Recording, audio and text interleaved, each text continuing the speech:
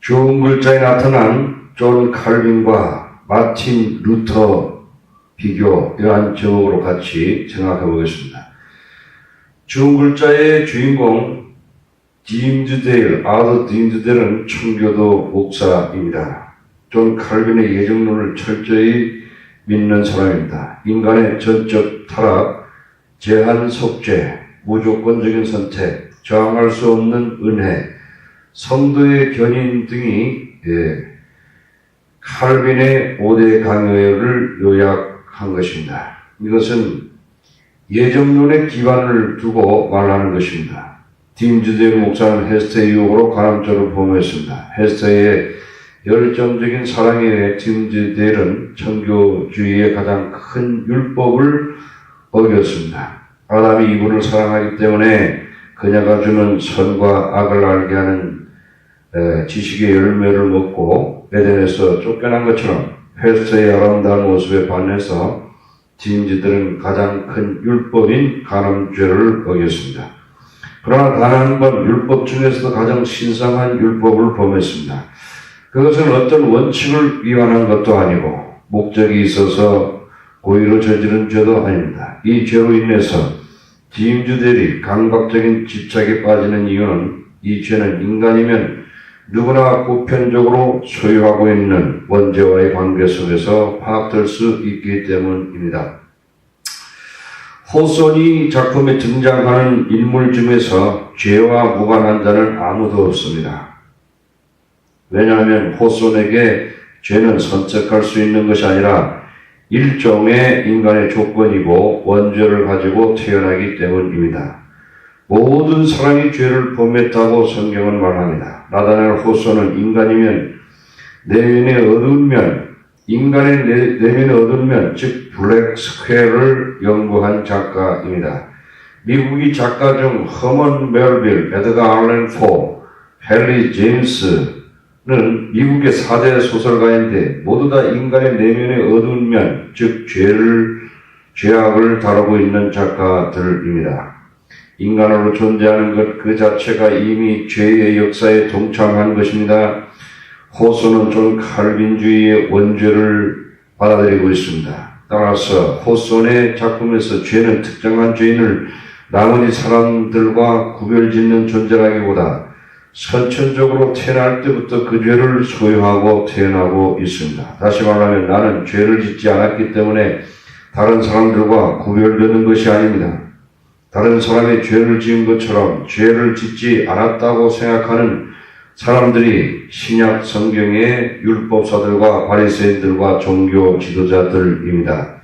그러나 호소는 사람은 누구나 원죄를 가지고 있기 때문에 죄를 한 번도 짓지 않았어도 원죄를 영혼 속에 소유하게 된다고 말하고 있습니다.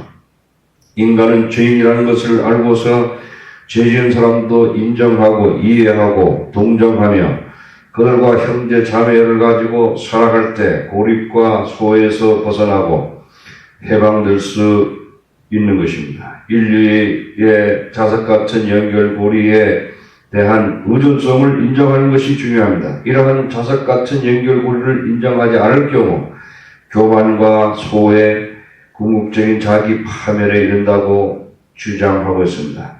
성경이 건강한 사람은 의사가 필요 없고 병든 사람에게 의사가 필요한 것처럼 영혼의 병, 즉 죄의 병이 든 사람이 구주를 찾는 것처럼 자신이 연약함과 나약함을 인정하고 이 작품에서 하나님이 무조건적인 사랑, 아가페 사랑을 받아들일 때 에덴이 회복되고 복락원이 회복된다고 말하고 있습니다. 따라서 딤즈데일 목사와 헤스터의 간음죄를 범하고 나서야 죄를 범한 타자에 대해서 동정과 연민과 사랑이 생겨났습니다. 청교주는 이미 원죄를 선천적으로 소유하고 태어나며 자신이 자유의지와 무관하게 죄의 세력하에 있기에 이 원죄로부터 해방되기 위해서는 하나님의 절대 주권을 의지할 수밖에 없습니다. 청교도의 구원의 열쇠는 자신이 외부에 있는 하나님의 의지에 달려있는 예정론에 두고 있습니다. 내가 하나님이 선택되었는지 아니면 제외되었는가는 하나님의 예정에 달려 있는 것입니다. 특히 간음죄를 지은 짐즈데일 목사는 자신이 하나님의 예정되었는지 제외되었는지 때문에 회개하기 위해서 서재에서 자신을 피 묻은 햇줄로 옷을 벗고 사정없이 때리고 있습니다. 종교개혁자인 마틴 루터는 이신칭의, 즉 Justification by Faith 또는 Righteousness by Faith를 주장하는데, 즉 십자가와 부활을 믿음으로 죄 없다고 칭함을 받는다고 강조하고 있습니다. 믿음으로써 하나님과 사랑의 관계가 회복되고 이웃과의 관계가 회복된다고 주장하고 있습니다.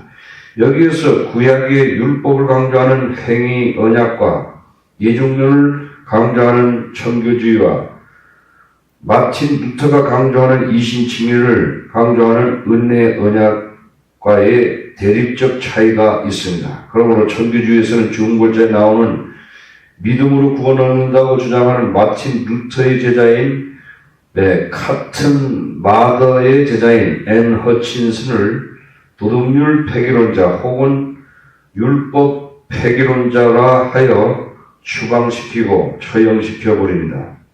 나타날 호소는 여기서 천교주의자들이 가장 복음적인 마틴 루터의 제자를 처방시킨 것이 큰 실수인 것을 알고 있고 이것에 대해서 강하게 비판하고 있습니다. 하나님의 무한한 사랑과 동정과 긍휼히 여기심과 자비인 십자가 부활을 믿음으로 죄 용서를 받고 하나님의 자녀가 되고 영생을 얻고 어렵다함을 얻는 것을 버리고 칼빈의 예정론만을 그들은 주장하고 있습니다. 내가 예정되었는지 안 되었는지는 죽어봐야 아는 것입니다. 이것이 미국의 지성인들과 작가들 또는 철학자들에게 이 천교주의가 운명론적이고 연쇄주의적이고 결정론으로 보았습니다. 여기에서 반발하여 생긴 것이 미국 낭만주의인 초월주의, 트랜센덴털리즘인 것입니다. 나중에 여기에 대해서는 논하기로 합시다. 짐즈데일 목사는 감정이 불안하고 예민하여 자신을 자제하고 있었습니다. 그는 자기 내면의 진실을 충분히 인식하고 있으면서도 그것과 마음 부딪히는 것을 두려워하고 있습니다. 그는 양심의 가책을 느낄 때마다 더욱 열정적으로 설교를 합니다. 짐즈데일은 서재에서 안식처를 찾습니다. 구약의 세계는 구약의 율법의 세계는 그의 사고와 행동의 지침서입니다. 천교주의자인 짐즈데일은 구약의 율법과 구약의 율법의 세계에 묶여 있습니다. 간음죄를 범한 다윗과 바세바를 책망하는 나단 선지자가 그려진 그림을 벽에 붙여놓고 회개를 하며 철회를 하고 자신을 고통스럽게 하는 것입니다. 그의 서재는 고대의 신학 서적이 가득하고 책장에는 구약의 정통한 인물들이 책들로 꾸며져 있습니다. 짐즈데일이 구약의 율법으로 판단하고 있다고 지적하고 있습니다. 청교도들이 은혜 언약에 기초한 신약적인 신앙생활을 하지 않고 신정일치, 즉 종교와 정치가 하나가 되는 그런 것을 위하여 구약의 행위 언약으로 돌아가는 것과 칼빈의 예정론에 의해서 자신이 구원이 예정되었는지 예정에서 제외되었는지 모르는 것은 짐즈데일 목사는 한층 더 괴롭고 고통스럽습니다. 그리고 그 자신을 성인이라고 생각하는 교구민들 앞에 자신이 위선자라는 것을 더욱더 보여주는 것이 더욱 고통스럽습니다. 율법적으로 살게 될 때 모든 것이 의문이며 위선적인 삶을 살 수밖에 없습니다. 그런 낡아빠진 종교개혁 이전의 가톨릭 교회의 부패한 신앙에 걸맞는 행동을 하게 되었습니다. 짐즈데일 목사가 자물쇠로 엄중히 채워둔 그 비밀 벽장 속에는 피 묻은 채찍이 들어있었습니다. 개신교의 청교도 목사는 자주 제 어깨에다가 채찍질을 해대면서 쓸데없는 웃음을 터뜨리고 또 그 웃음 때문에 더욱더 사정없이 채찍질을 가하곤 했습니다. 고행으로 돌아가 버렸습니다. 그는 프로테스탄트 종교주의 목사임에도 불구하고 마틴 루터가 가톨릭 교회로부터 종교개혁을 하여 오직 십자가 부활을 통하여 죄 문제가 해결되었음에도 불구하고 종교개혁 이전에 구교 캐톨릭 처치의 고행으로 돌아가 버렸습니다. 신약의 은혜 언약에 기초해서 종교개혁을 하였건만 종교주의는 캐톨릭 교회의 고행으로 다시 돌아갔고 구약의 율법의 행위 언약으로 돌아갔으며 칼뱅의 예정론을 구원 문제를 하나님의 의지에 두기 때문에 모든 것이 의문으로 가득합니다. 다시 말하면 뉴잉글랜드 청교도들은 사랑과 용서와 자유와 평화 속에서 신앙생활을 함에도 불구하고 구약의 행위 언약으로 돌아가 버리고 천주교의 고행으로 돌아가는 실수를 한 것입니다. 십자가의 대속의 은혜를 저버리고 율법적으로 신앙생활을 할 때 진지들처럼 간통죄를 범했을 경우 양심의 가책은 더욱더 심한 것입니다. 양심의 가책을 심하게 느끼고 있는 진주젤 목사는 잠을 자는 상태로 무의식 상태로 7년 전에 헤스타가 서서 지옥을 당하던 처형대에 서서 중얼거리고 있습니다. 그러므로 호손에게 있어서는 주인공이 내면적인 악과 직면하는 것이 중요합니다. 원죄를 소유하고 교리나 철학적인 지식이나 과학적인 지식을 가지고 뭘 인정하고 비정하고 잔인한 일을 행하면서도 조금 더 양심의 가책이나 동정이나 연민이 없는 칠리무어스 같은 인물은 오직 불과 영으로 타는 연못에 기다릴 뿐이라고 했습니다. 용서받지 못할 죄를 짓는 것입니다.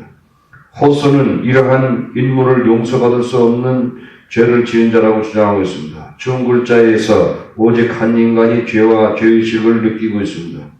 그는 삶에서 절망밖에 발견할 수가 없습니다. 세계를 천사와 악마의 싸움터로 자신을 악마의 전리품으로 생각하는 진지델 목사에게는 기독교의 기본적인 교리, 즉 하나님의 사랑인 용서와 은혜가 이제 존재하지 않습니다. 그는 속죄를 위한 고행을 했었지만 참여를 느끼지 못했음을 헬스에게 털어놓습니다. 요한복음 8장에서 율법사들과 바리새인들과 종교지도자들이 가늠한 자들을 데려다가 모세는 가늠한 자들을 돌로 치라고 했습니다. 예수 당신은 어떻게 대답하겠습니까? 예수님은 죄 없는 자가 돌로 치라고 했습니다. 모든 사람이 죄를 범했습니다. 다 돌아간 후에 예수님은 가늠한 여자에게 나도 너를 정죄하지 않는다고 말씀하셨습니다. 그러므로 구약의 율법과 신약의 예수의 은혜 언약은 서로 대립적으로 표현하고 있습니다.